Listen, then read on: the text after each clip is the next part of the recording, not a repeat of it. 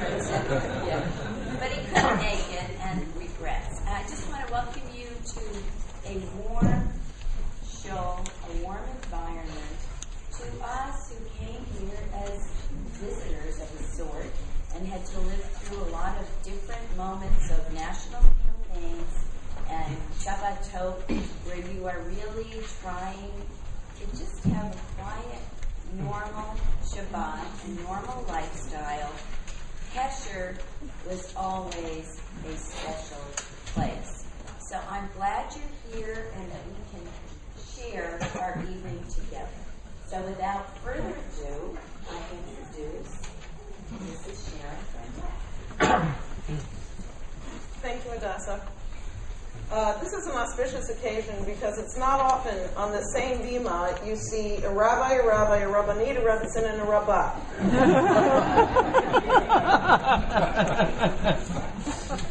But we do indeed have that here tonight. And we are truly honored to be joined by four of the leading voices and issues of women in Orthodox Judaism. We want to hear from them. We want to ask burning questions. We want to understand their views of Orthodox women, especially in leadership roles, and the epistemology of how they arrived at their conclusions. What I do not see tonight as is a halakhic debate on Orthodox women in leadership roles. One can read myriad articles and books, even by the folks on this very stage, if one wants to get into the shakla va'atarya of the issue, and one can find many of their articles on the Kesher website. So tonight, we are going to leave the Rosh, the Rivash, the Ritva, and the Rokeach to rest in peace.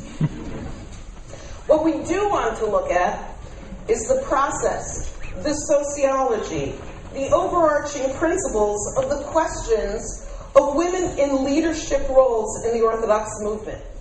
To that end, after each presenter's initial statement, I will have questions for them. For Rabbi Frimer, you supported and still support women's tefillah groups, but you have come out clearly and decisively against partnership minyanim. At the time of your original article in the 1980s, some rabbis objected to the concept of a women's tefillah group, claiming that it was a migdar milza, a breach which would lead to a slippery slope. In retrospect, were they right? For Rabbi Sperber, one of your main arguments for women participating in aliyot is kvod habriot. To quote from your book, human dignity, that is, the anguish felt by women. However, this can be used to make essentially any argument against a position which would cause an individual anguish. And the conservative movement has already used this and your article, quoting you by name, as one basis of supporting commitment ceremonies for gays. Where's the limit, in your opinion, of Kvod Habriot? For Rabbi Hurwitz, you have said the following: there is a critical mass of Orthodox Jews who support women as spiritual leaders. What, in your opinion, has determined the critical mass to indicate that now is the correct time for this? In referring to your own title, whether Rabba or Maharat, you said, we must shape language more in tune with the political reality. What did you mean by that? And you have spoken about the value of equality in Jewish law. Where do you find the value of equality in the Jewish sources? For Rabbanit Henkin, you have written, in their opposition to reconfiguring religious leadership within Orthodoxy to include women, some American rabbis may be fighting the last war. Concerned lest the Orthodox feminists overturn halakha and ultimately sway modern Orthodoxy from its halakhic posture, these rabbis have missed noticing that the younger, intensively Torah-schooled modern Orthodox generation of women is neither feminist, nor does it identify with the thrust to change synagogue ritual, but rather with a desire to make for itself a place within the world of traditional Talmudic and halakhic scholarship. Do you still agree with this statement? How, if at all, would you modify it in light of recent developments? And then there are the general questions which the issue of women brings into clear focus. Where is the left border of Orthodoxy and the right border of conservative Judaism? And how do we address the concept of lo tidgodedu, lo ta'asu agudot agudot? Do not make subdivisions for yourselves. These developments seem to be pulling the Orthodox community apart. How do we remain a single, unified community? We have a large task ahead of us tonight, so let us begin with opening statements. We will simply proceed from left to right. Rabbi Frimer. I'd just like, before I begin my comments, I'd like to point out that most of my life, I've always been the left of the panel. I have a feeling that I'm the right of the panel. First, I wanted to thank the organizers of this very distinguished panel for including me in it, and I don't think anybody can deny that the last century, perhaps the last 40 years, there have been cataclysmic, revolutionary changes in the role of women. And I'm sure we're going to discuss many of the various aspects tonight. But I think it's very important to start off with a clarification. And that is that Judaism is not egalitarian. The mitzvot revealed to Moshe Rabbeinu were not the same for Jew and Gentile. They were not the same for all Israelites. And this lack of identity and obligation created various religious roles. All Jews share the same Kedushat Yisrael. Nevertheless, Jewish law distinguishes between Kohanim, Levim, and Yisraelim, and between men and women. Particularly, Judaism frees women from positive commandments, which are time determined, mitzvot seishas mangrama, which include inter alia, sukkah, lulav, shofar, tefillin, and tzitzit. In none of the halakhic sources is there any doubt, any question, any dispute about the fundamental exemption of women from mitzvot seishas mangrama. And this exemption is derived by the oral law using the Gimel Midot, the hermeneutical principles. The Rambam says that it's halacha Moshe Sinai, and therefore it has the status of being biblical. And it has to be, because if women were commanded, and the rabbis who freed them, the rabbis don't have the authority to abrogate permanently biblical obligations. So the bottom line is, and this is very important, that halakhic Judaism maintains that God himself ordained and commanded non-identical roles within Judaism. Non-identical roles between men and women. However, the fact that roles are non-identical does not mean they are not equally important. The importance of a religious role has nothing to do with the kavod or the power or the exposure. The importance of a religious role is what Hashem wants from me. Kadosh Baruch Hu did not want Aryeh Frimer to be a Kohen. In fact, it's forbidden for Aryeh Frimer to be a Kohen. But Rabbi Saul Berman, in an article in Tradition, a seminal article published in 1972, points out that the women are indeed free from positive commandments, which are time determined, in order to give them greater flexibility in their preferred role of wife, mother, and homemaker. But this was an exemption. It was not an exclusion. And unless there is a downside, women can optionally assume the performance of the mitzvot aseh should they choose. Indeed, Judaism realizes and recognizes women's desire for greater spiritual and wider opportunities for communal ritual. This is what the Talmud calls lasot nachat ruach l'nashim. That the halacha Talmud recognizes women's need for increased spiritual fulfillment. But the modern Jewish women want unmediated communal ritual. And this is a point that many misunderstand. For example, while both men and women are obligated to pray, women are free from public prayer. And since it's the men who are obligated in public prayer and are obligated in Kriyat Torah, it is the men who account for the minyan, the required minyan for this ritual, and traditionally lead the community in the fulfillment of these rituals. Thus, from the perspective of Orthodox women, every time they come to the synagogue, every time there's a communal ritual, it's mediated by men. And there are many women who have this need.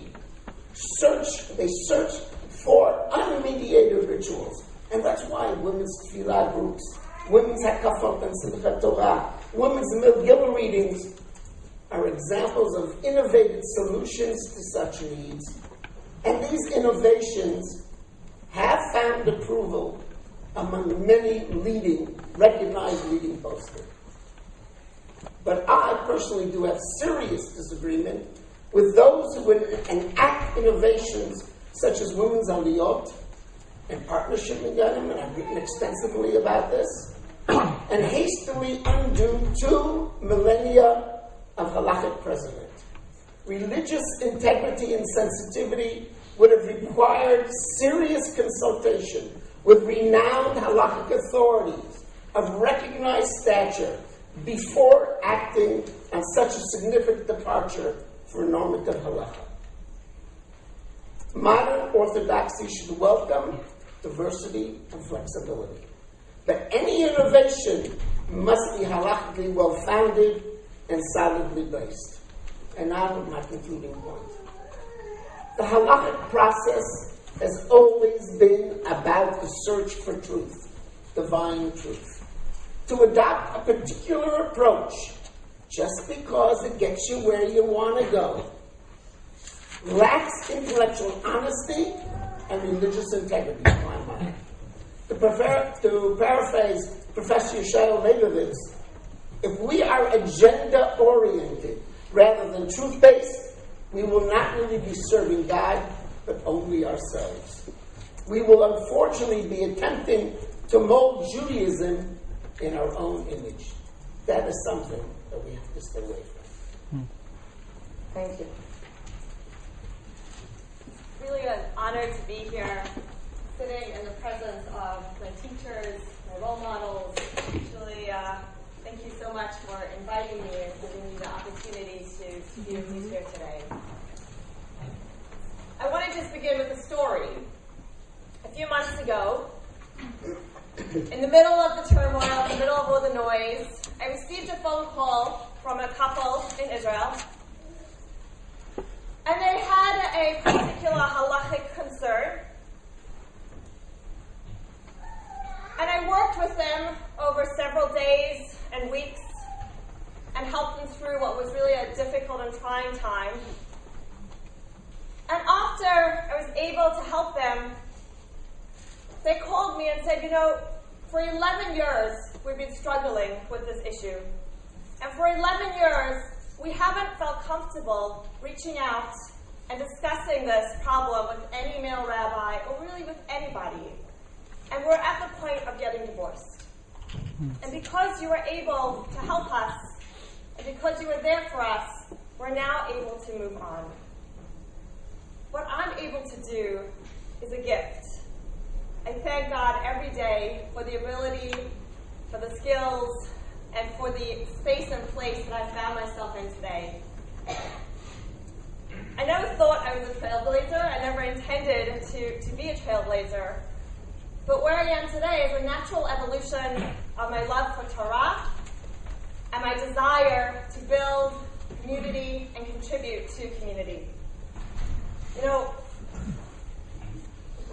Rav Kook, in a letter that he wrote in around the 1920s, came out against the right for women to vote. Now, Rav Kook was a brilliant man, a brilliant teacher, very innovative in many ways. But I'm going to assume that most people here disagreed with him on this particular point. I believe that on this point, Rav Kook was on the wrong side of history.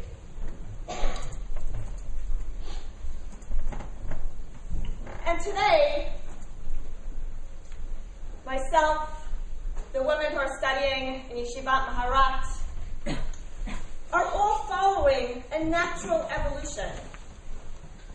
My peers, my cohorts, see Talmud Torah, take the ability to learn Talmud, to be in positions of leadership.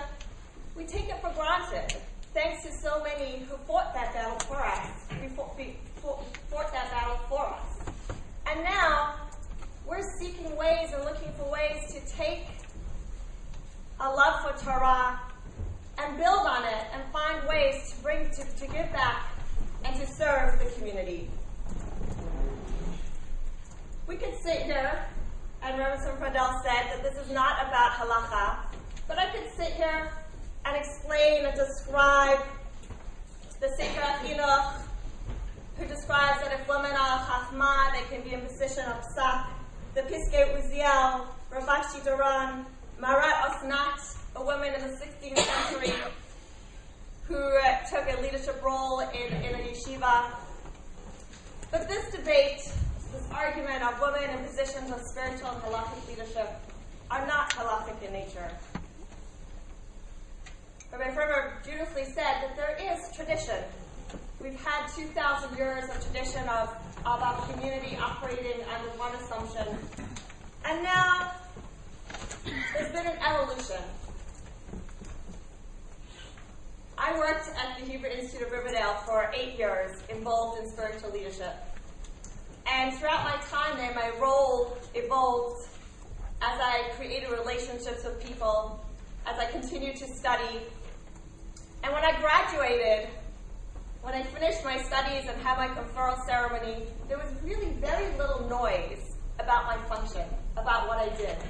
Nobody criticized the fact that I did funerals, have had the fortunate and unfortunate honor to be present for so many people in end-of-life situations, had the ability to participate in weddings, to paskin shilas, to help people through difficult times. Nobody seemed concerned about the function. The noise and the discomfort came with the title, came with the inherent discomfort with the title Rabbi. And so I used to brush over the differences between the role of a rabbi and my role as a spiritual and halakhic leader. But I came to understand that in order for people to understand that I'm completely within the realm of halakha, within the realm of the Orthodox community, I need to highlight those distinctions. So I'll do so here. There are 3 differences in terms of what I can do as a spiritual leader and what a rabbi can do. I cannot count in a minyan.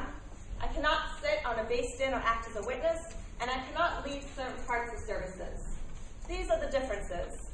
What I can do on a day-to-day basis is very similar to what a rabbi can do on a day-to-day basis, and I refer to them already. Life cycle events, paskin doing shilas, being present for people in their joyous occasions and in their more difficult times. And so there are things that I cannot do, and those are red lines. But on a day-to-day basis, what an honor, what an opportunity to be present for so many people, so many men and women who rely on a different kind of voice, a voice grounded in halakha, a voice grounded in the Orthodox community, but with a distinct voice and presence of a woman. And there are many letters that I've received in over the course of the last few months, and I'll just end with reading one phrase or one section of a letter, which really allows me to keep going on and moving forward in the way that I have. This is from an 11-year-old girl. Some of you may have seen it because it was posted as a letter to the editor in a Jewish week. And she writes, "As young Jewish women, we find it exceedingly important that women play roles in clergy and Jewish Orthodoxy so that they can be our role models. We are inspired when we see women playing roles in Jewish life. Since many people are not accepting Sara Hurwitz as Orthodox, it makes us, young, aspiring Orthodox Jewish women, feel unimportant and feel as though women cannot play a significant role in Judaism. Therefore, we think that you should accept Sara Hurwitz for who she is and what she has to offer. It's letters like this and others that inspire me to keep moving forward, to create opportunities for other girls, for other women to serve and build a community." Thank you. I'm delighted to be part of your centennial celebration. The four panelists here tonight, I firmly believe, are all committed to advancing and enhancing the role of women in Orthodoxy within the framework of halakha. And I think we're in for an interesting evening. The first two panelists have certainly pointed to that. When I was a teenager, when I would pass by a yeshiva, I would look into the Beit Midrash, and I would know that within the Beit Midrash, great people who had died, great men who had died 1,500 or 2,000 years previously were alive. And I knew if you went into that Beit Midrash, you could have a dialogue with Rabbi Akiva, with Aryeh, with Rabba, and I also knew that I, as a woman, would not be able to do so. So I have to open my words with a statement of profound thanksgiving that today I find myself, together with many, many other women, in the Beit Midrash and engaged in that dialogue with those individuals who are still alive in the Beit Midrash, who died years ago and are very much alive. The Rebbetzin Freundel, you spoke about equality. The aspect of equality that I'm involved in is creating women who are halakhic experts. In the field of Hilchot Midah, the family law rituals, family life rituals, Tarat HaMishpacha, and women's health. And I want to put that in front of us tonight as a model for what I think we should be doing. It's working, it can work, and I believe this is the direction that we can go in. Without going into the fine details of law, the discussion always goes back to the one model we have within Chana, who is Vorah, the prophetess, and we're told about her, Hi shoftat Yisrael, she judged Israel. Now, according to halakha, a woman cannot be a courtroom judge. There's a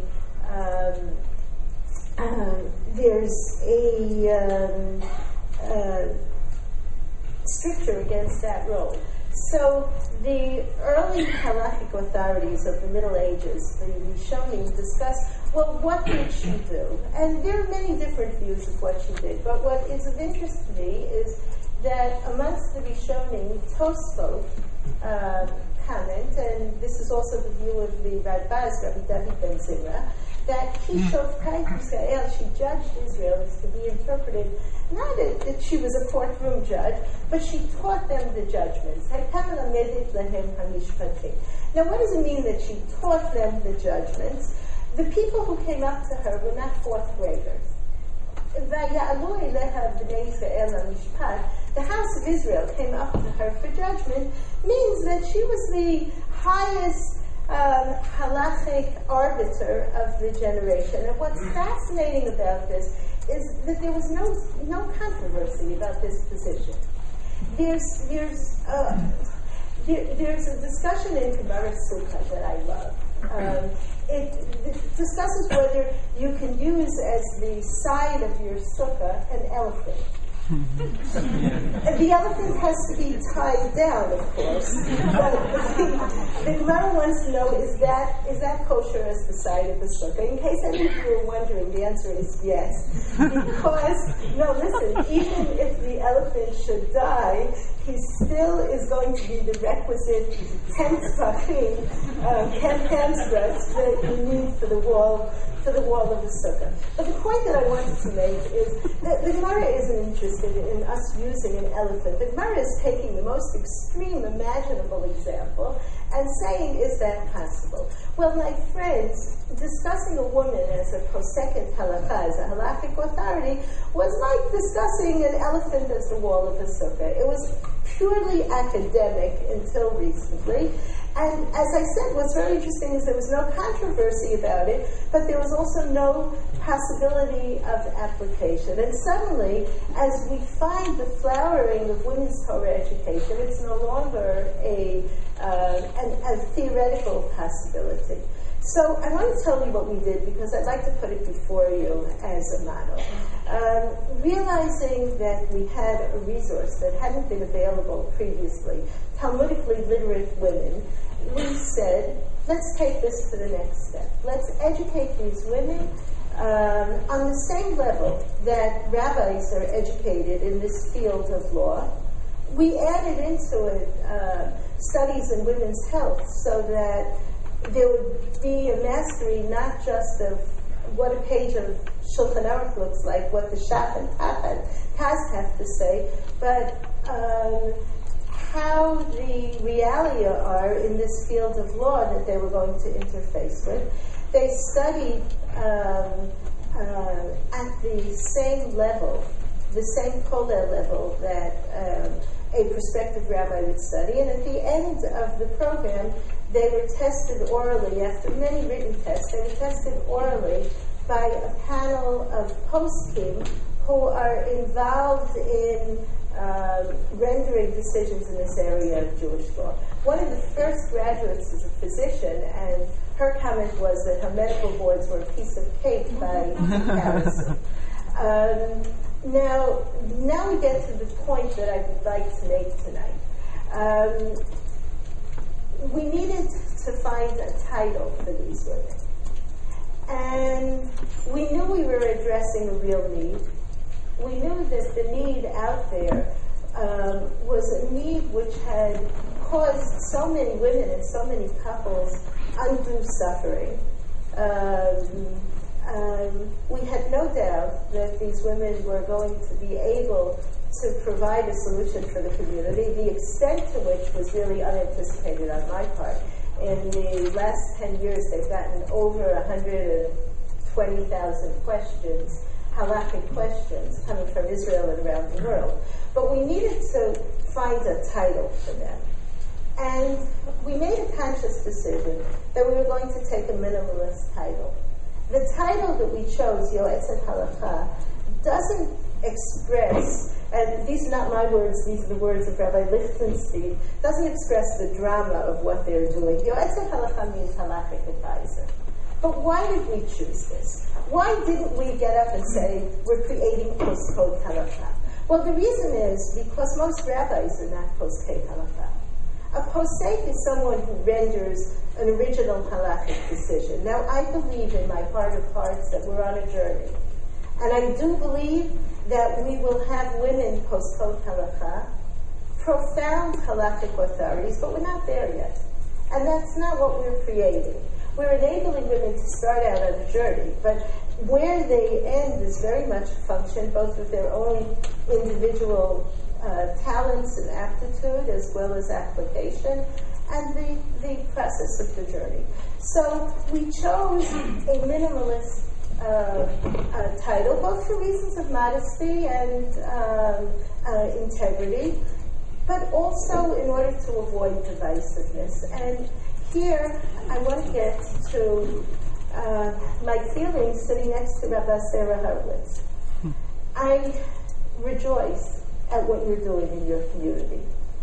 I believe that every synagogue should have a woman on staff to teach, to counsel, and especially to address the needs of women. But I wish that there wasn't a title of Rabba. I'm very unhappy about that.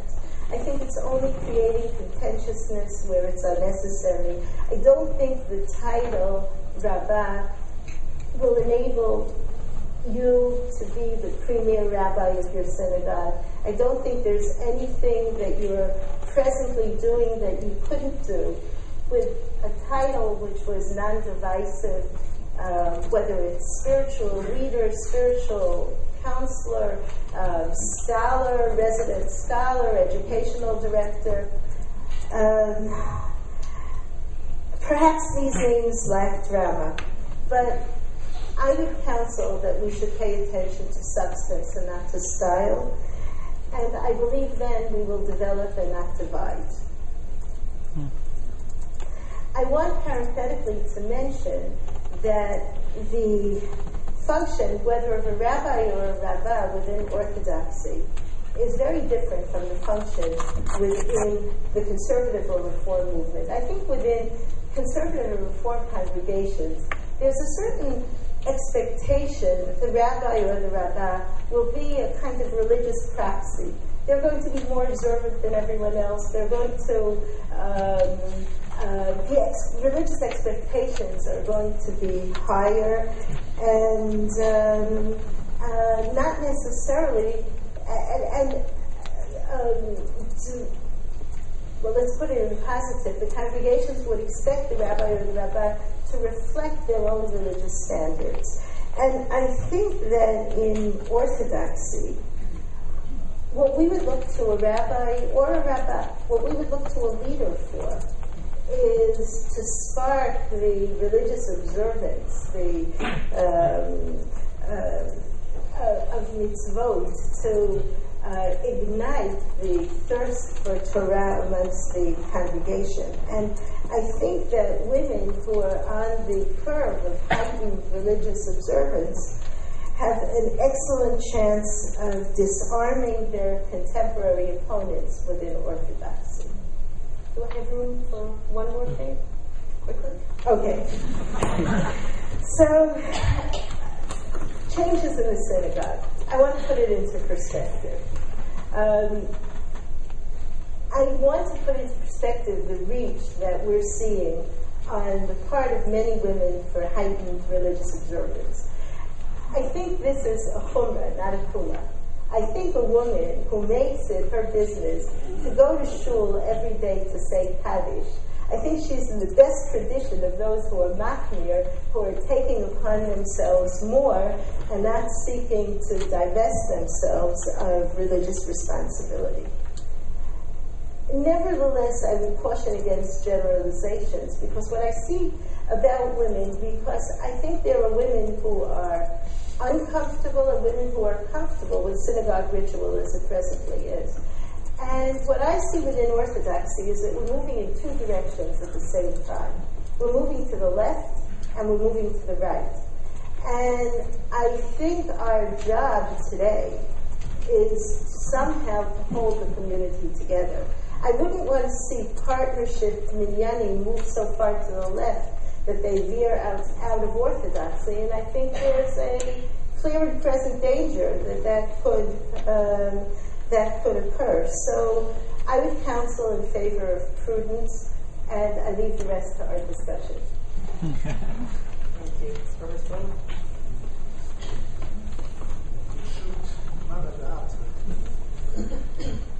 First of all, I also delighted and honored to be invited to participate in this discussion.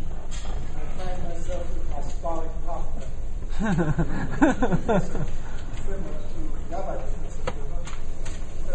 We can't hear you. Maybe it's not even on.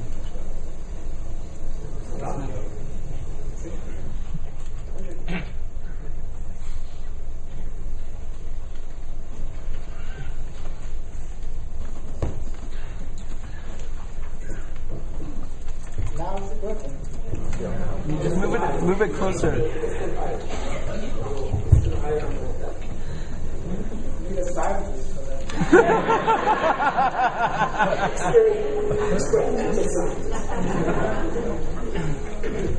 Is it working? Yeah. But we appear quite often together, and we virtually disagree on everything. Except for the respect that we have for one another. Except for the respect that we have for one another. And the reason I believe that we have respect for one another is because we are both aware of the fact that we are both trying to remain within the parameters of traditional normative halakha. He thinks I'm wrong, and I've been called a conservative, a neo-reform, but I'm not. I may be an errant Orthodox, but I'm Orthodox. I think this is very important because we have to set the scene. And this discussion is a discussion between people who are committed to Orthodoxy, committed to modern Orthodoxy, committed to an attempt to keep as wide a spectrum as possible within the area and the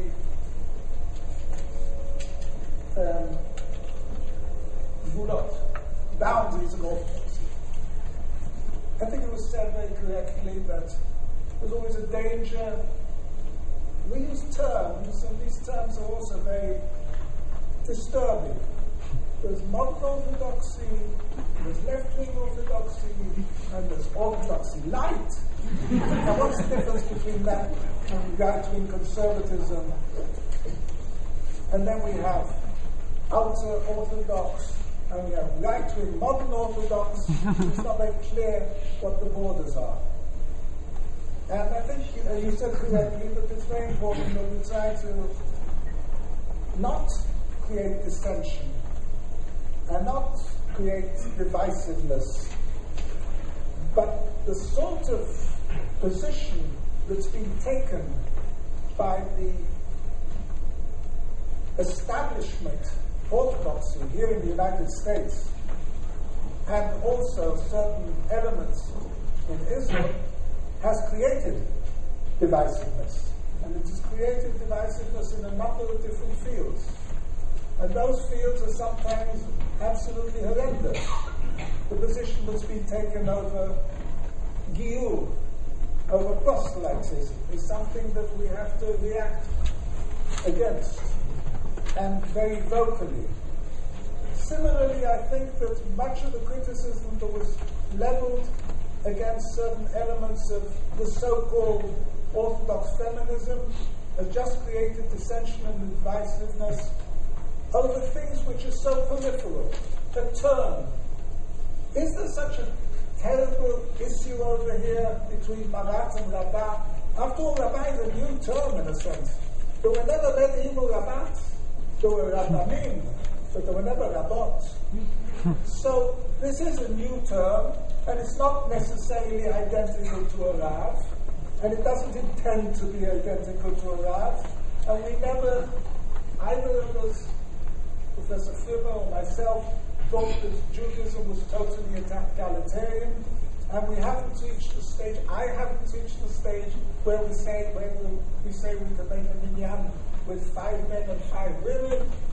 So the differences between us are not so great. But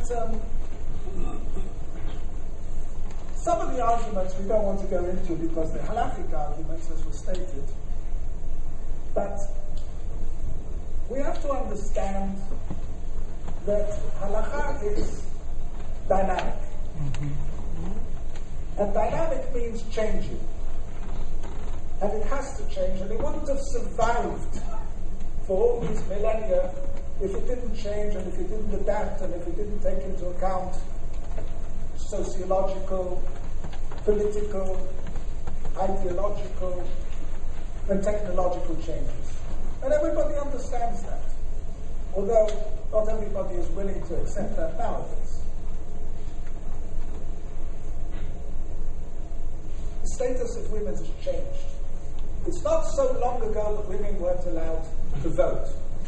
It's not so long ago that women couldn't study medicine. They could be witch doctors, but they couldn't be doctors. It's not so long ago that women couldn't practice law. We're talking about a few generations. I don't know when the first woman in the United States was permitted to enter into a school of medicine, but it was in the middle 19th century. It's not late 19th century. So changes have come about. And there's an urgent desire and need from the grassroots for that to be recognized by Orthodox halakhic decisors. And there is a spiritual need also being expressed by women who feel that they could be Supreme Court judges, they could be prime ministers, they could be presidents of countries, not of synagogue committees. But they can't do all sorts of things within the synagogue service. In fact, according to some, they can't even be members of a synagogue committee. So the need is there. I believe that the halakhic basis is also there. I believe that we're not really innovating. We're permitting that which is permitted. Professor Frimer will disagree with me.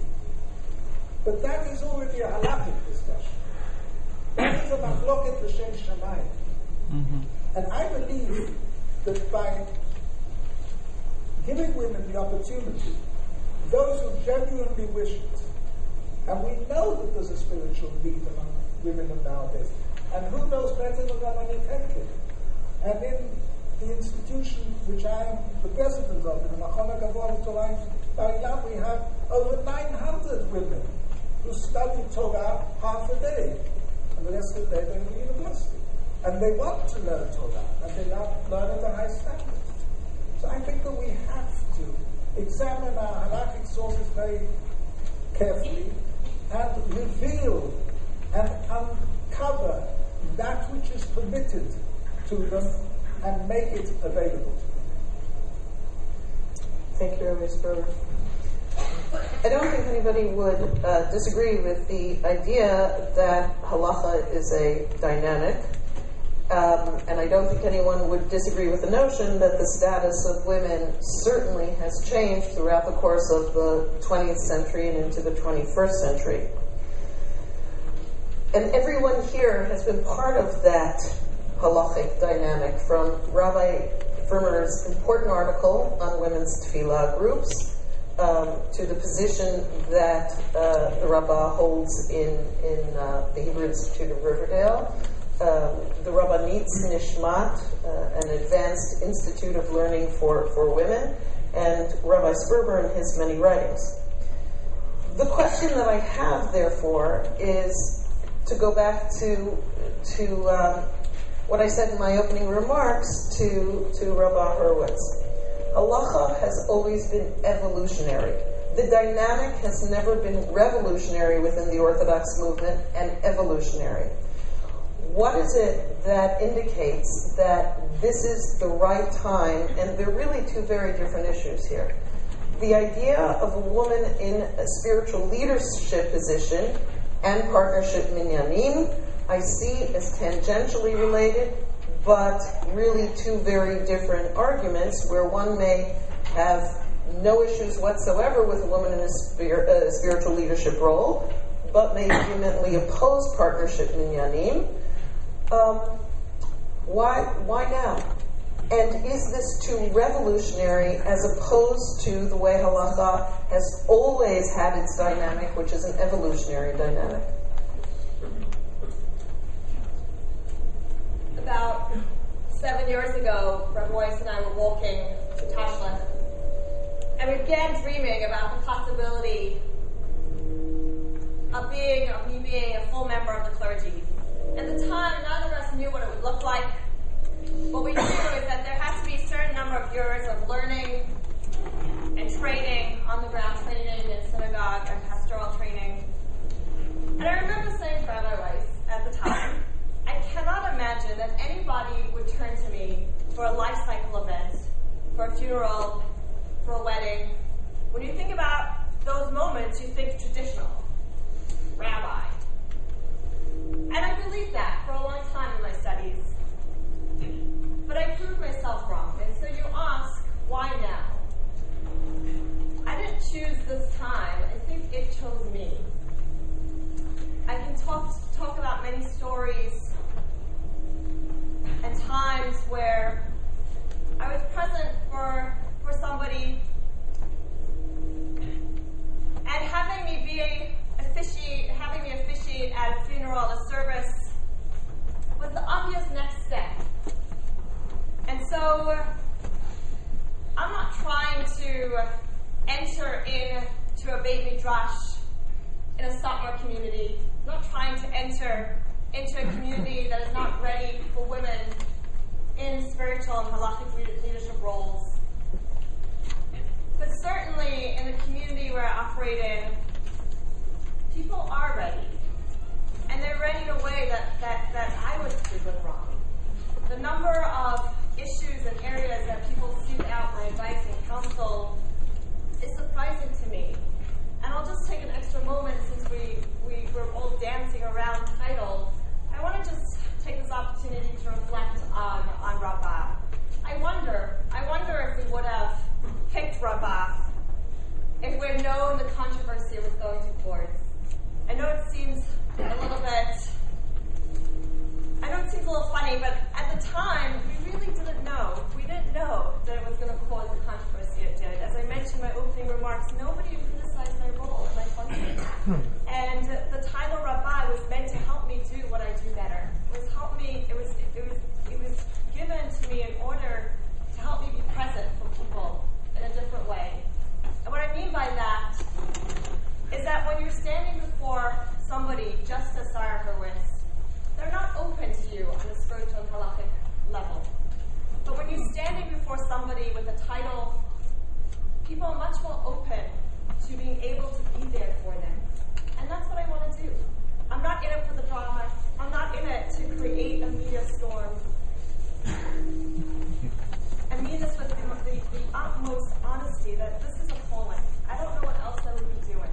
And all I've been trying to do is try to teach Torah, learn Torah, be present for people, and build community in the best way possible. And I think history will tell. I think we need a little bit more distance from this year to tell whether the title Rabba will propel us, and when I say us, I mean the modern Orthodox community forward, or whether it will be seen as a step back. And I think time will tell. I must say, that I find it very strange that the ground rules are not to discuss halakha. Okay, you can discuss halacha as long as you don't bring in God, okay?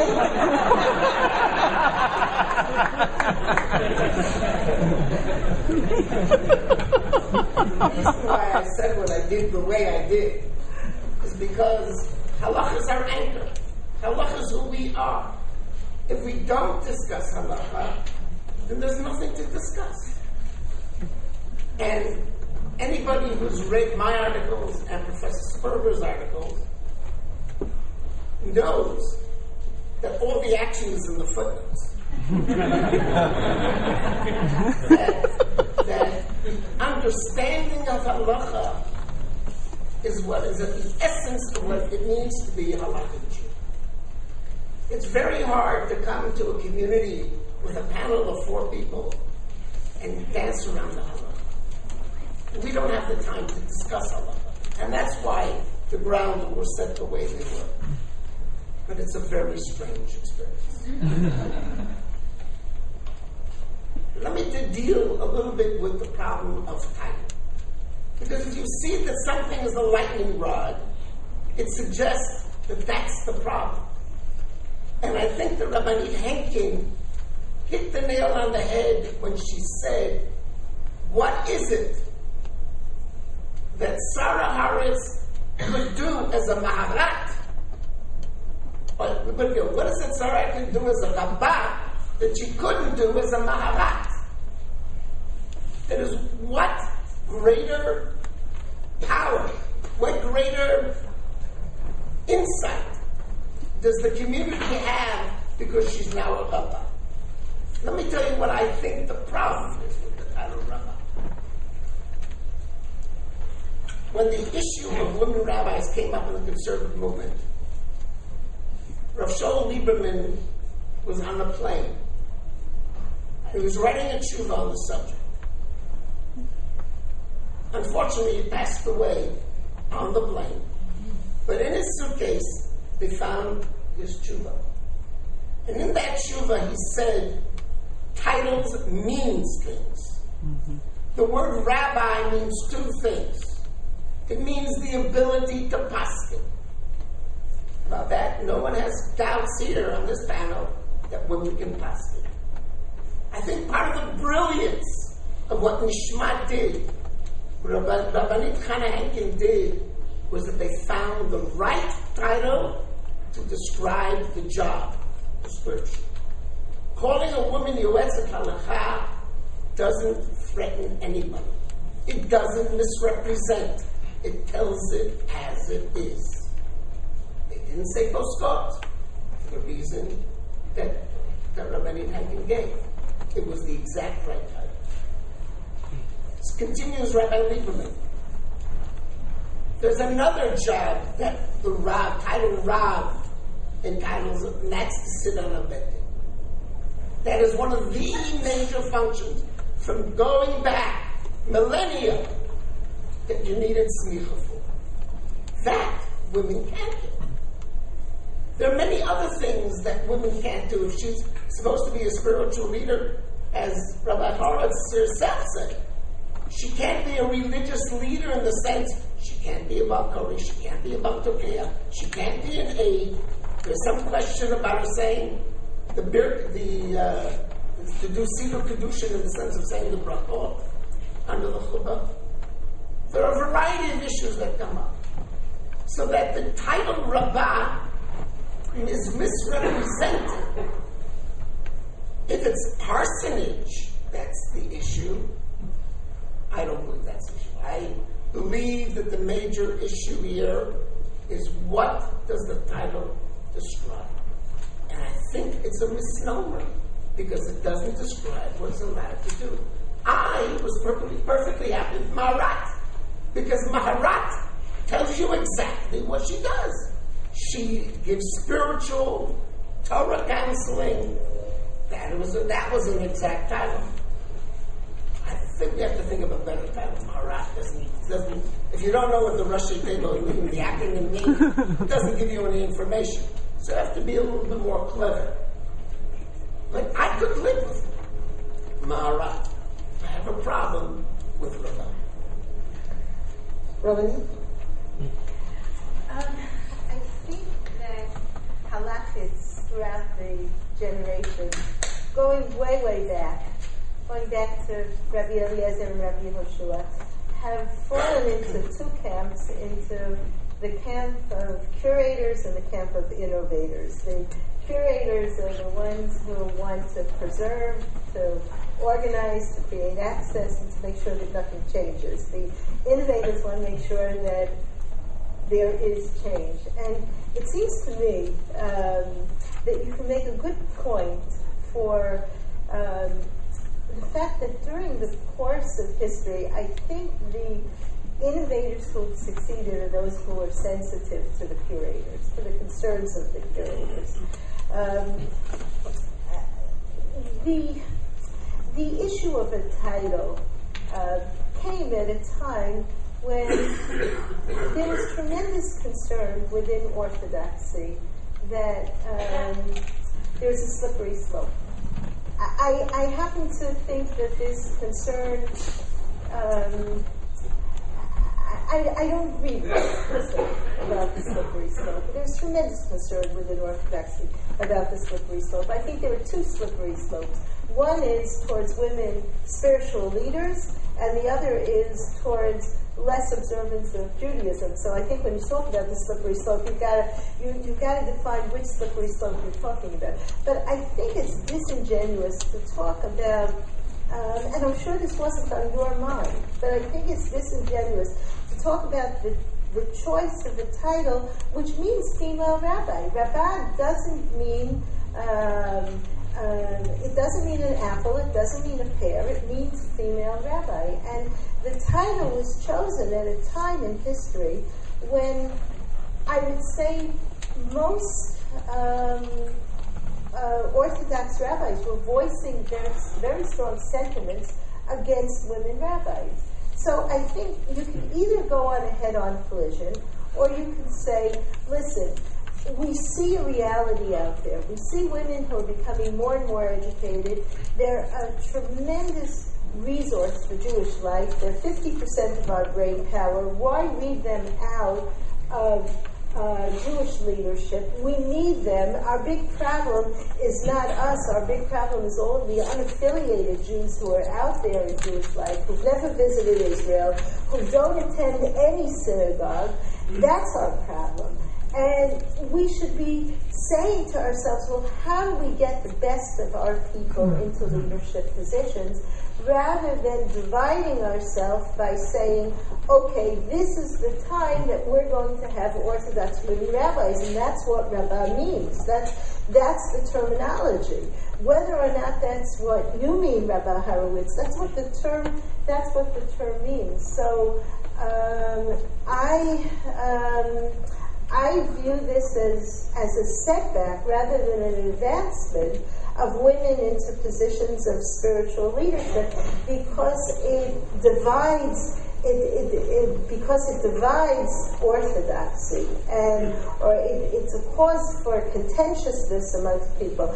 I don't know whether you're going to say that I'm tmimah, that I'm naive, but I have tremendous faith in the process of evolution.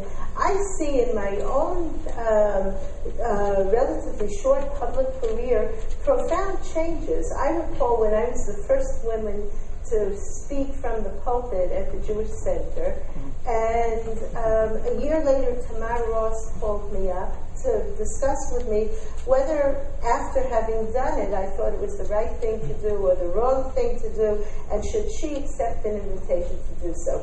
Well, today it's common. I'm going back about 18 years, 17 years. Today it's common for women to speak in many, many Orthodox shuls, not all Orthodox shuls, but many. The changes that are occurring, I think, are occurring at a lightning pace. And I passionately believe in bringing the talents of women into Jewish leadership, into religious leadership.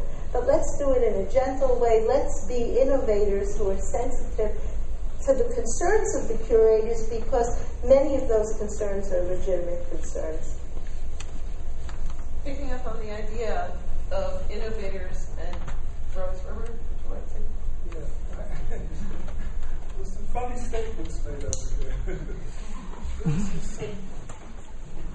The Hebrew for a man is ish, and the woman is isha. Does that mean that the isha is a female man?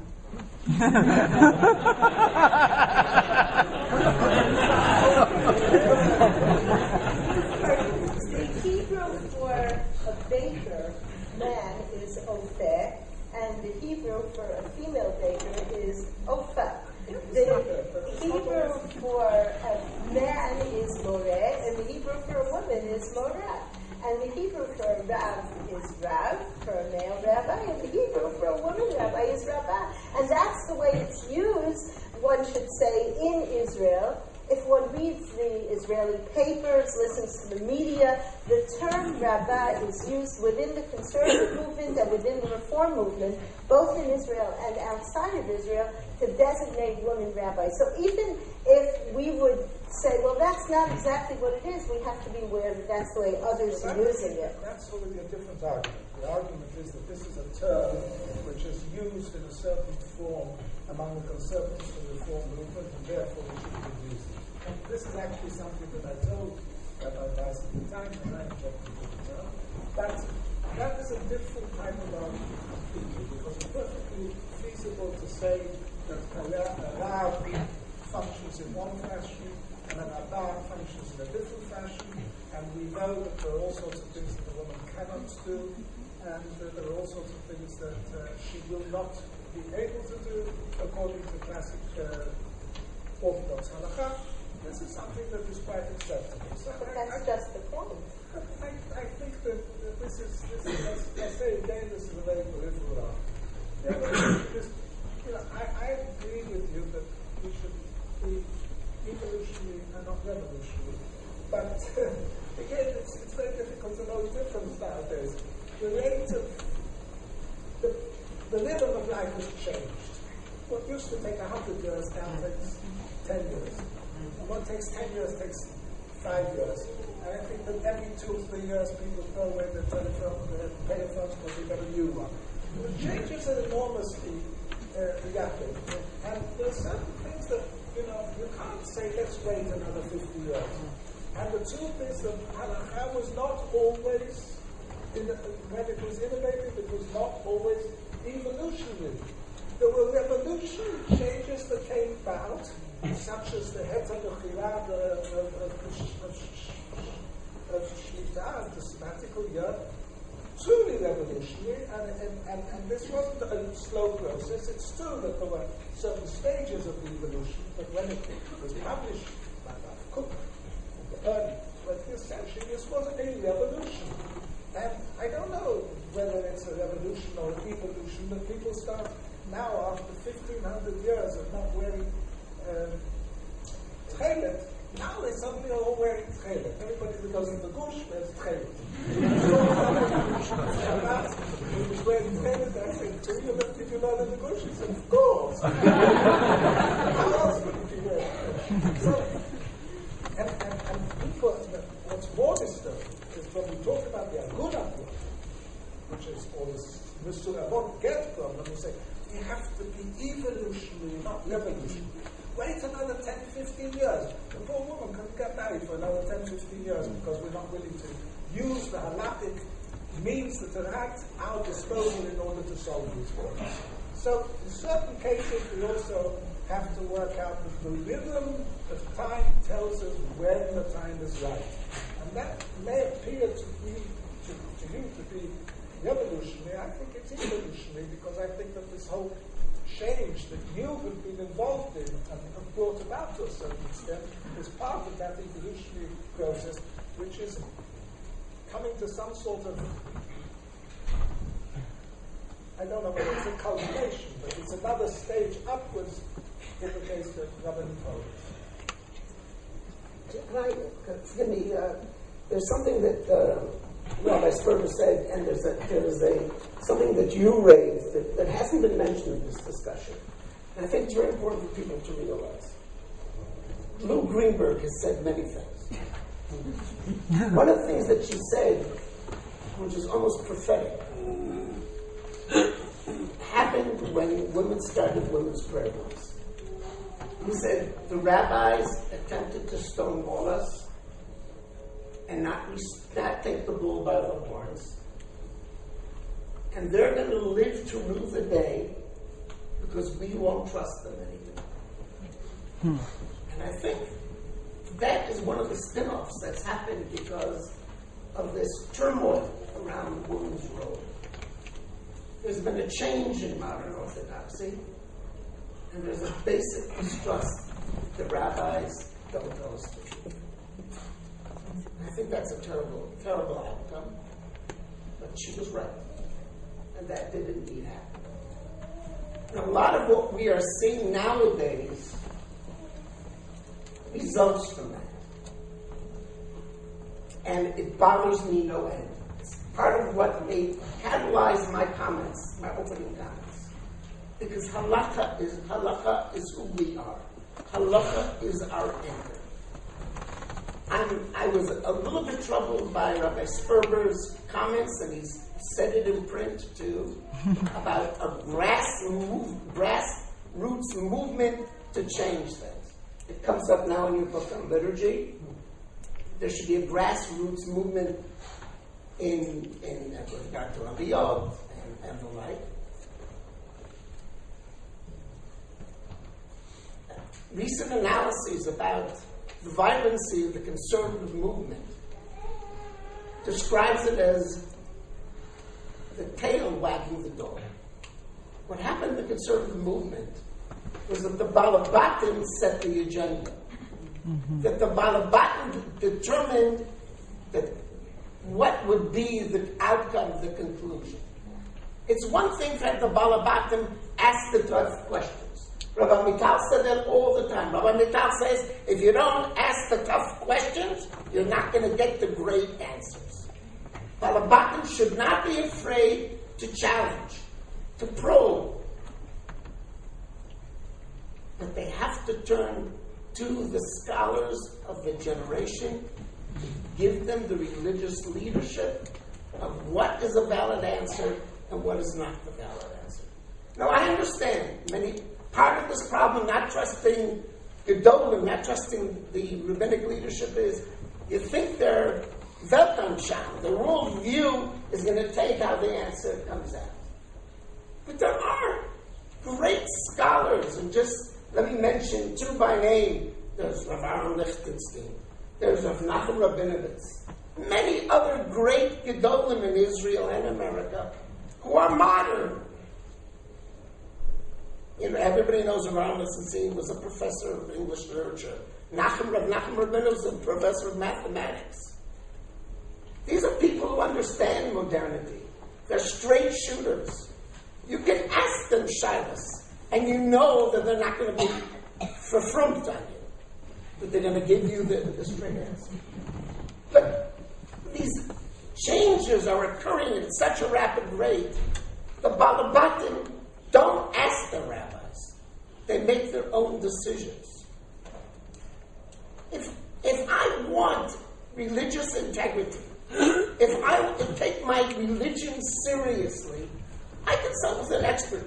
Would you go into an operation without consulting a medical doctor who had expertise? Why do you risk your olam haba so readily?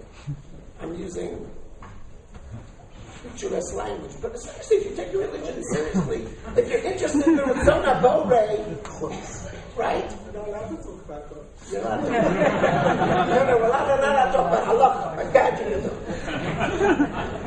I'm seriously, I think that the phenomenon that we're seeing, the Balabatim don't trust the rabbis, is a serious problem. Lou Greenberg was right, and I know that rabbis in the field will testify that what I'm saying is true. The rabbi's holding on. He's not telling the straight word. We have to, if we want Jewish continuity, we have to learn to trust our religious leadership to guide us properly. I think that Rabbi Frimer's words create an opening for women in spiritual leadership, and I'll tell you why. We're living in postmodern times. In postmodern times, people are not interested in authority. They're interested in connecting with the narrative with different narratives. They're interested in their own feelings. And as I listened to Rabbi Frimer's pain, really anguish, and the fact that the shetach, the grassroots, is not necessarily coming to ask, I think we have to realize that there's a kind of recalibration that's going on within Jewish life all over. It's going on in Israel, I think it's also going on in the United States, where people are less looking to authority and more looking to understanding and connecting. And I think that what that means for the Rabbanit is that rabbis are going to have to, spiritual leaders, I'm including rabbis, but I'm including women as well, will need to put great emphasis upon teaching rather than upon pronouncements. And I think what that says for us is that there's going to be more room for women out there within a teaching role, within a teaching and explaining role. I'm optimistic about this. I'm very excited about this because I think there are going to be more literate Jews as a result of more teaching going on within Jewish life. But I have to say something else to you, Rabbi Frimer, which is that I'm not a writer. I'm not a halachist. I'm not a writer. But I am a person who has a somewhat active role, and I feel I need to apologize for my activism, but I just don't identify with the pain and the anguish. I have to tell you what I'm seeing. This summer, we're going to have 70 yards of halakha. What is happening is not only is the public turning to them, but I'm even finding rabbis turning to them because they have a particular expertise. They're legal scholars. They also have an expertise within women's health. They're not physicians, and I stress they're not poskim, they're not physicians. They're on a journey, and they have the advantage of living it. Yes, yes indeed. And what I am finding is that because of this expertise, in a very gentle way, in the blink of an eye, and that's a term I take from Blue Greenberg, in the blink of an eye, suddenly there's this new force in Orthodox Judaism. Suddenly people are regarding these women as an address to turn to because of their expertise. So I'm optimistic about the possibility of accomplishing change within Orthodoxy while maintaining, while operating, let us say, within the consensus. So I actually share the concern with Balabatim not seeking out halakhic views to their paskim. And I think that the partnership minyan community is making a mistake by not turning or placing spiritual leaders at the helm of their movement. I wonder at the sustainability of not having a spiritual leader at the helm of a community.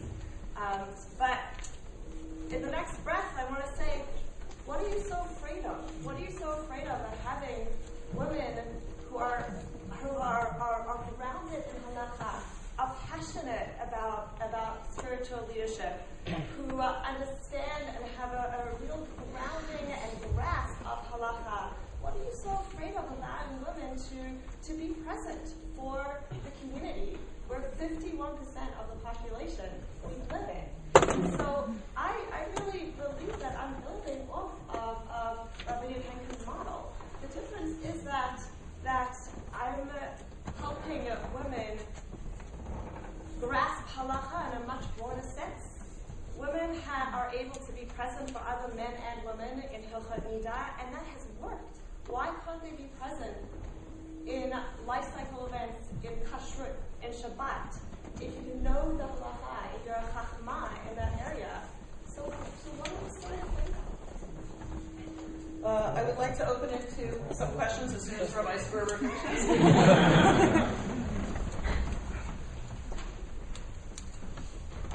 There's something called the Toelet Rabbanit.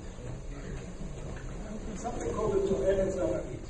A woman who can come before a rabbinic court and be a pleader, that is to say, like a lawyer, before a rabbinic court. About 10 or 15 years ago, there was no such thing in Israel. it so happens, for various reasons, that there had to be a committee within the Rabbanut, the Moitzat Rabbanut, that would agree that women could appear before a rabbinic court to plead the cases of women who wish to be divorced, etc. They had to take a certain exam. And my brother-in-law, who was a Dayan on the Supreme Court of Israel, I persuaded him to persuade the committee to permit this new innovation of Ta'anot Rabbaniyot. But there was something that Professor Frimer said, which was sort of mufla, swallowed. He said, among other things, that these terms that we use threaten. We shouldn't use a term that threatens the Orthodox Rabbinate. I think that the real fear is a fear of threat. Women are beginning to take over. They're going into the courts. It's now possible to be a mashkita kashut according to the within Israel. Moshe Feinstein always admitted it in one of his tshuvot. Now women can take over in the courts. They can take over in the kashrut, and they can be yotzot halakha, and they can be rabbis. What's going to happen to the rabbis? The Rabbanit, not the rabbis. So I think we have to take into account that there is also an element of threat, of fear on the part of the male, that's the word we use over here, the male constituency. And I think that sociologically one has to be open and admit this. And it's true. Women's lib was always a threat to the males. And it's coming into Judaism. I personally think it's very good. And I don't agree with you that grassroots is a bad thing. It's not, or it's also not necessarily the case that the Baladatim are making the decisions. My own personal knowledge, they always consult before they make changes in these parts of this shifting. I mean, maybe they don't consult the right people. that is for argument. If they consult me and others instead of but it's not that they don't consult. Questions?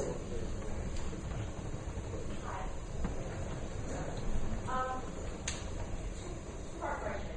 Whose side was contentious? It sounds to me that, or revolutionary. It sounds to me that this panel has a pretty revolutionary definition of what is revolutionary. I feel like in a lot of places, and a lot of people talking about modern Orthodox will say, woman on your car, still revolutionary. Still revolutionary. How do you move past that to get to these discussions? And then relatedly, how do you give women the education and the halakhic basis that they need to understand what their options are and what their options aren't when many, if not most, Orthodox schools don't require the same education of women, and especially halakha, especially Sara, and that includes post-high school nutrition.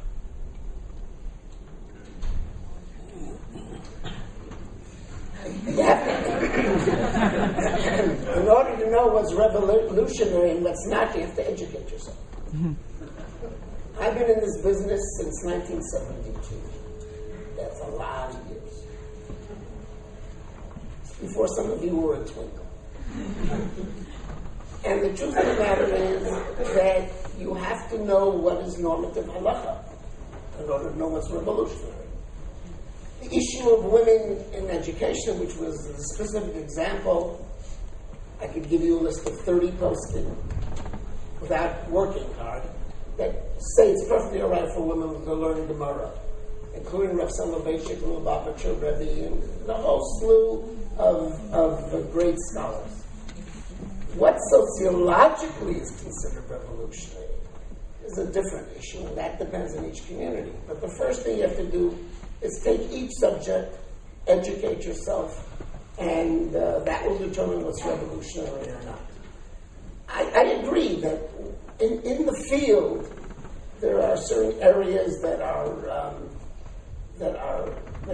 Some communities have more trouble with it or not.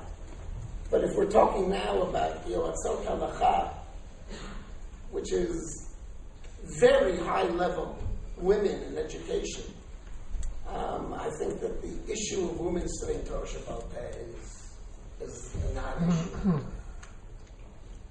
I would just add that I think that the discomfort or the pain that you're feeling is coming from the fact that this is now filtering down from the top. You don't have elementary school and high school curricula in many places where girls are studying in separate education. That's, I don't like the term equal. I'd rather talk about the term full. You don't have the full range of subjects being taught. I think where the hope is coming from is that if you look around at some of the schools, both in Israel and in the United States, you see marvelous young women, truly learned young women who are beginning to come into the schools right now as teachers, including as Talmud teachers. And I think that that group of people is going to make itself felt very much over the course of the next decade. So I would expect major changes in curricula as a result of the fact that suddenly you have the people who can teach. One of the problems of curriculum is that schools have teachers who are hired, who have seniority, who are not about to be fired, and who don't necessarily have the ability either to inspire scholarship in girls, to be role models of scholarship in Talmud, and that's changing, but it's going to take a while to percolate. I'm the beneficiary of wonderful institutions, Majestic Lindenbaum, Drisha, and so I take for granted that women can learn Torah. What I found while I was in those institutions is that the question that was always asked is, what now? What next? And so women carve out their own role, and they follow their own paths in trying to create and carve out leadership roles. But there was something that each of them had to do it by themselves. And so when I opened Yeshivat Maharat just last year, it's a institution of higher learning. We focus on halakha, we focus on Gemara, we focus on pastoral training and Tanakh. But it is goal-oriented, and we have committed to find every single one of our women a job. It doesn't have to be a job in a pulpit position, but we are trying to train our women to be the best kind of spiritual and halakhic leaders possible, so they can go into schools, go onto university campuses, go into synagogues and community, and teach and inspire their constituents in other ways. Yeah.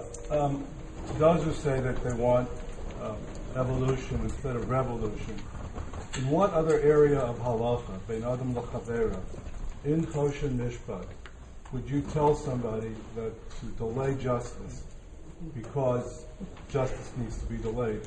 Isn't justice delayed, justice denied? If in fact you believe that there will be an evolution, then you should do it now. You will.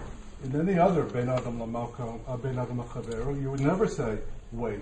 You would say, do it now. That's the halacha. You have to do it. You have to give justice today. Why only in the issue of women did you pick out the idea that we have to somehow have justice delayed? I don't see us as delaying justice at all. We're on a journey right now. I don't think that women's aliyot are the prime justice or injustice issue in our community. Halachically, do you think it's correct or not? I think it's incorrect. But so then it will never be there. So you will never arrive to that. Just 1 second. Halakhically or as policy, I think that I'm going to take a backseat here to my husband, who is about halakha. And my husband outlined, I would say this goes back about 15 years, that it is possible to defend on halakhic grounds, giving women aliyot, But on the other hand, it's not a step which should be taken because just one moment, because the community is not ready for it. And what he suggested then was that within the framework of halakha, in fact, I think I would like to paraphrase him somewhat differently. What I would say is that while a case could be made to give women aliyot, that the reversal of hundreds of years of psak halakha is not that which can be done easily, and that there is room on Simchat Torah, for instance, or in a private home, to consider this as something to do occasionally. But what I would say to you is that's not the issue where you have injustice in Jewish life. Rabbi Sperber gave an example before of cases where people are suffering. Cases where people are suffering is where you must get up and you must act. And I would say that that's a relatively marginal issue within Jewish life. It's a case in which there are women who feel that they would like a greater expression in the synagogue, and there are women who feel that they would not like a greater expression in the synagogue. There are women who have taken on many, many mitzvot, and there are women who are satisfied with the mitzvot that have been assigned to them, and they're not looking to take on more mitzvot. So there's we're in the course of writing a book right now. We are generation. These answers are not clear to anyone. And certainly you can't say that you're the voice of Orthodox women, and this is what Orthodox women want. And that's why it's not advice to go slowly. It's what I'm calling upon us to realize is how quickly we're moving, and to feel a sense of satisfaction at the attainments that are being made. And my personal feeling Where do you want to go? At the end of the station, when the revolution or the evolution is done, what is the role of women when the revolution is completed? Where I would like to go is to enhance not after the journey. To enhance Torah observance. Where I would like to go is to benefit from the talents of women. I'm not a prophet. I do not need to talk about or to think about what's going to be 10, 20, 30 years down the road, because none of us know that. None of us has any sense of how Jewish life is going to evolve. I am convinced that by teaching people Torah, one never goes wrong, and the basis needs to be an allegiance to halakha. Rabbanit Henkin mentioned her husband's position. That was precisely the reason that I went into this whole field. Because this was the thing that I objected so radically to. He said basically that it could be, it's a good case, it seems to be quite reasonable, but surpassed. No, that's not what he said.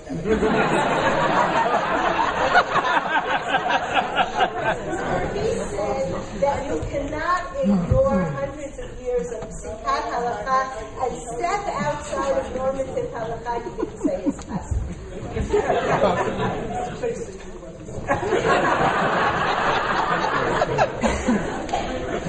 What he actually said was that it's bad for the Jews. What he said was that it would lead to the slippery slope, and he said it would lead to a great deal of confusion between Orthodoxy and conservative Judaism. And what he also said was that it was not the direction that he felt that Orthodoxy should go in. Okay. And then I said that if it's permitted, then it's permitted. And I quoted a statement by Hurwitz, which I'll translate. There is no issur, there's no prohibition against permitting that which is permitted, even though it has not been practiced in the past. And I think that this is a key principle that we should bear in mind. Something that is permitted, and something that will answer the needs of certain elements in the community. It doesn't have to be all the Orthodox women in the world who want to have aliyot Torah. even if there are some of them, they need it and they want it, then if an answer exists, and if it's legitimate, and here, of course, there's a difference between Professor Frimer and myself, because he thinks it's not permitted and I think it's permitted. And that's the key discussion between us. But if I'm right, and maybe I'm not, if I'm right, then I see no reason to say that because it hasn't been done in the past, it shouldn't be done. And the argument that it's going to lead to the slippery slope, I think, is also irrelevant. And the example that I always give is the fact that we're allowed to cook on Yom Tov. And why didn't they say slippery slope? If you cook on Yom Tov, then you can cook on Shabbos. Halakha doesn't say Ein Lozim Zera L'Zera, etc. And therefore, basically, Henkin's statement was that which encouraged me to go into this field. I can only say that I am grateful for most of Henkin's statements. This is one statement that, if it was an encouragement, I would call it into question. But what I have to say is this, Rabbi Sperber, there's something that makes me very uncomfortable, which is that there are three things. There's Metziut, reality. There's halakha, and there's a bridge between the two, which is psika, which involves not merely knowledge of halakha, but it also involves knowledge of reality, a sense of what's going on there in the community. And I don't think we have the liberty of being academics when we're talking about halakha. I think that's the difference between the rabbi and the academic. The academic has a tremendous curiosity and is willing to test everything. The rabbi has to look at the community and has to say, well, what's going to be the impact? And I don't know if this is a sock that you've issued for your own community. But I think if it had been for your own community, you would be evaluating, well, what are the implications? What's this going to do? And we all wish to see more participation of women. And on the other hand, we do have to say, well, what is this going to do to Jewish life? And in this case, it's not a counseling of time and saying, wait. It's saying that this isn't the right thing to do now. I just want to point out that Rav Henkin is the reason why I went into it. And since Rabbi Sperber is plugging his position, I feel that Professor Sperber's position and Rabbi Henkin's position are inherently wrong. I think there's a misunderstanding of the dynamics of Kriyat Torah and a Baal Koreh. And Baal Koreh has to do with transfer of, if you think about what a Baal Koreh does, one makes the brachas, the other does the action. And you can't do that in Jewish law. There's got to be a conjoining. The conjoining of the action with the bracha in the same person can only be done through a revut. Getting into halacha, I apologize. And that can only be done if both are obligated. And women are not obligated. Therefore, there's a fundamental problem here of a bracha levatala. If you don't follow me, read my articles. They're easily obtainable. There's a second problem of kavod tzibur, that is when a woman reads for herself, so there's no transfer. She's reading for herself now. And there's where the problem of kavod tzibur, what does it mean? And it's clear to me that the understanding of Rav Henkin on this issue is also wrong. And that Professor Sperber's argument of kavod abriya, which is a brilliant argument, brilliant but wrong. I want to make impression. I want to make it clear to you. This is one of the most fascinating fields in Jewish law. But since we're not going to talk about it, if anything comes out of tonight's session, it's educate yourself. If you want, it's in English, it's available, and it's fascinating. So get your teeth into it. It's wonderful stuff.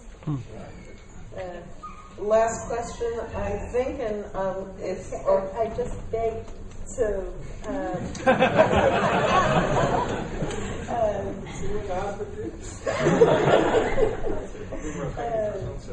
have a tremendous respect for that.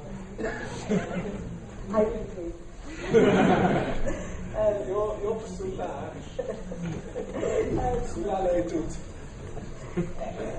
Rabbi Frimer, I would beg to say that Rabbeinu Tam,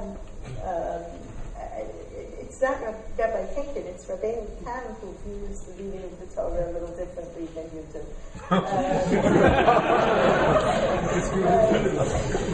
Fortunately, there are hundreds of Rishonim.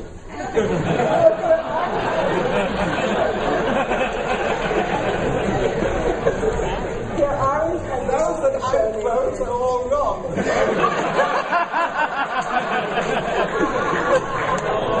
There are two sides of every issue. Right side and the wrong side. I have to point something out. You know, machloket is a wonderful thing. We all thrive on it. Machloket, you agree, you disagree. That's who we are. That's what text is. That's what learning and evolution is all about. Is about machloket, and that's good. When machloket turns into divisiveness, when we begin using derogatory ways to explain and describe what somebody's doing, that's when we move away from machloket, and that's when I begin feeling uncomfortable with the dialogue. And I just, if there's one thing that I want to leave with all of you, you should learn, you should be educated. I agree. I love how to get there.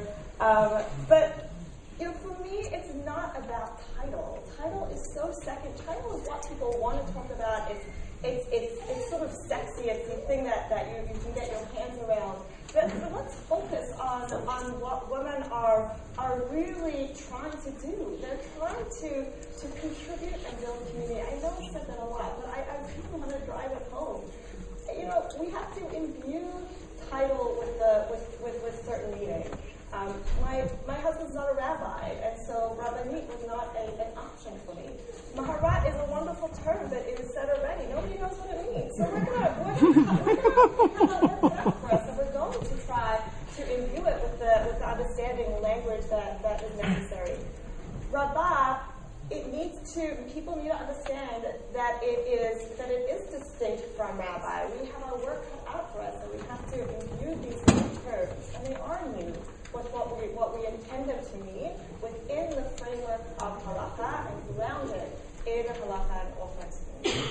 As I look around the room, I see that there are a lot more questions. Are people up for staying for another 10 minutes, and is our panel ready to Listen.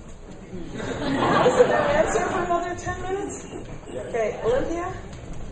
Well, coming back to what Rabbi Sperber said, and what I like, is that there are means within halakha that we are aware of that have been somehow subdued until now, but it means that they are there, and there is obviously time has come for exploring these paths and for allowing them to be practiced. And this is a very important voice to hear, even though others may disagree with the extent of these practices and maybe the timing. But at least we know that the plug has been gone out. I think a lot of people mistake tradition for halakha. And in a society, especially Orthodox society, tends to misname those two terms, and that's where the communication mistake comes from. Words are the source of miscommunication. Once we remove that problem, it clearly becomes the issue of what is the society ready for and what is the leadership ready for. And history proves that sometimes society is ready for something, and that's when revolution comes. But very often the leaders are ready for something, and there's no revolution. Look at, burning of Bastille by the grassroots movement, and look at perestroika by the leaders of Soviet Union. Is there a question at the end of this? The question is as follows.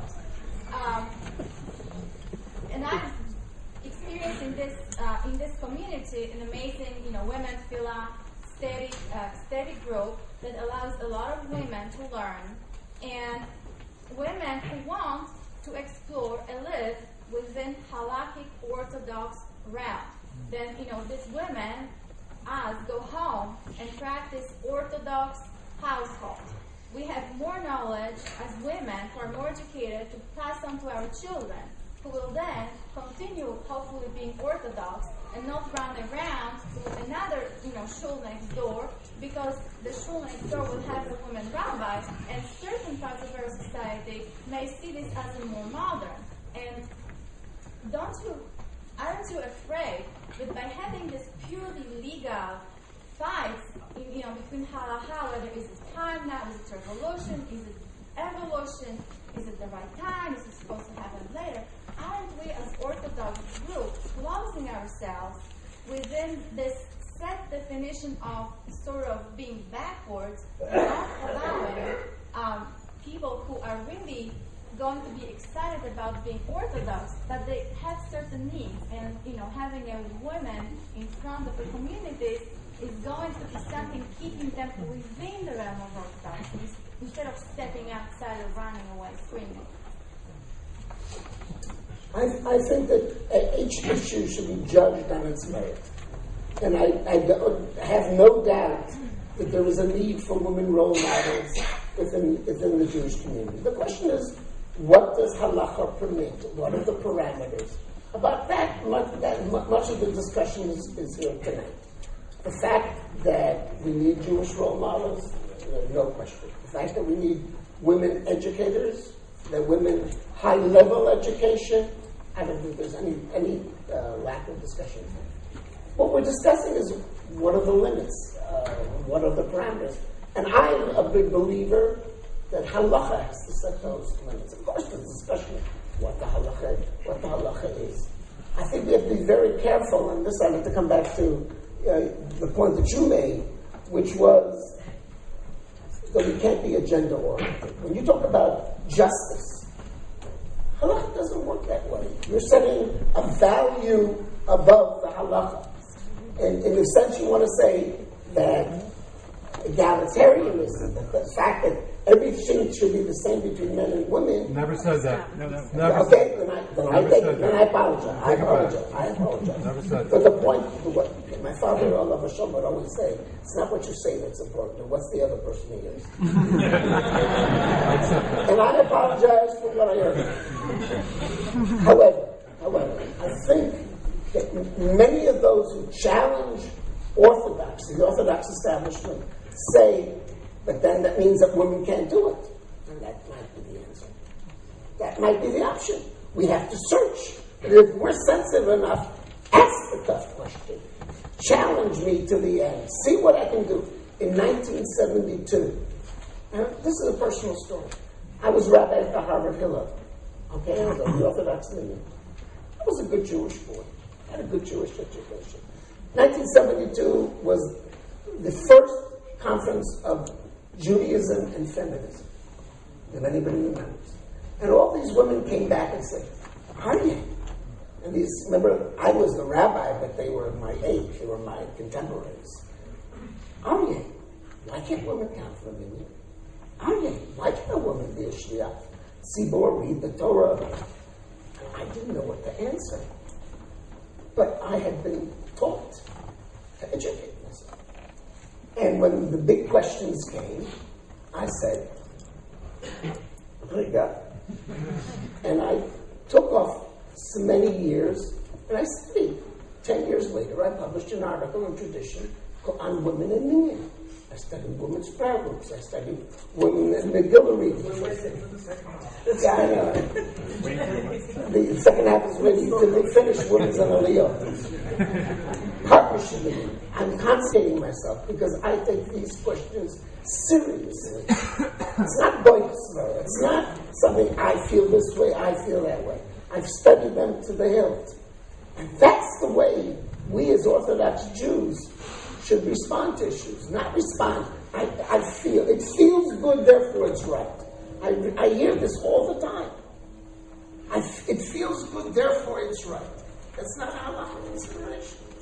It should be what the halacha determines what my philosophy should be.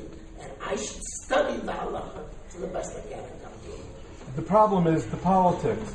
The UO can come out last week and say that women that cannot have any kind of partnership minyanim without citing a source, without having not you. The problem that you raise is you don't live in a political world. Halacha lives in a political world. To deny that Aguda has influenced the RCA in its decision, to deny that the right wing, the Haredi movement, we're talking about modern Orthodox, that's what we are supposed to be, have changed what can be halakhically correct for modern Orthodox is to deny that we live in a political world where we're being pulled by Haredi values, not by modern Orthodox values. At some point, when you keep saying halacha, that's true, but you're putting your head in the sand, it seems to me, by denying the politics of intradenominational Judaism within the Orthodox movement. And unless that is not addressed, then we'll never either have revolution or evolution. We'll have people taking their own path. You are against grassroots. You know why we have grassroots? Because the Orthodox Rabbanit has been very poor leaders.